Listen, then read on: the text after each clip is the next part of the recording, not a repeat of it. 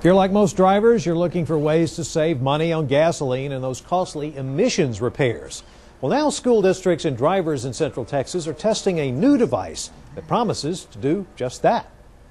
It has a gross vehicle weight rating of 30,000 pounds, so it still takes some fuel to get it down the road. But pump prices aren't the only problem facing the Eanes Independent School District and drivers all across Central Texas. That's the soot that, and particulate matter that comes through the engine and then deposits inside, and much of it blows out. If we can reduce the emissions out the tailpipe, then we're helping everyone. Now add a new addition to a couple of EISD buses that could address both problems. But this is what we're talking about right here. That's all we're talking about.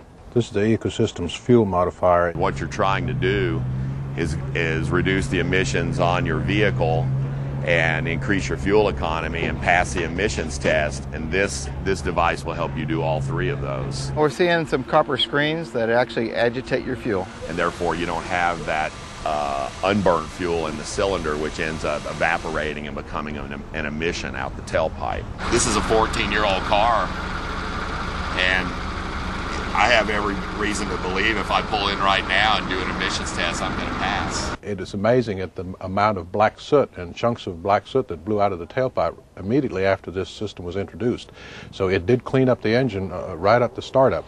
And we drove it through the same test pattern again throughout the district, and the tailpipe emissions were considerably reduced. Fuel reductions in his buses were minimal, but then he tested the device in his 12-year-old car. I immediately noticed the improved responsiveness and the acceleration. It's a benefit he wasn't expecting in a vehicle that had already been driven more than 200,000 miles. So I was up to 60 in less than 10 seconds.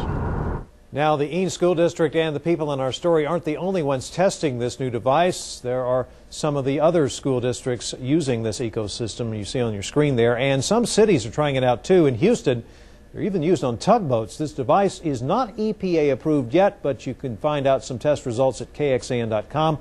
We'll also test it on one of our own news vehicles tomorrow and tell you how much it's going to cost.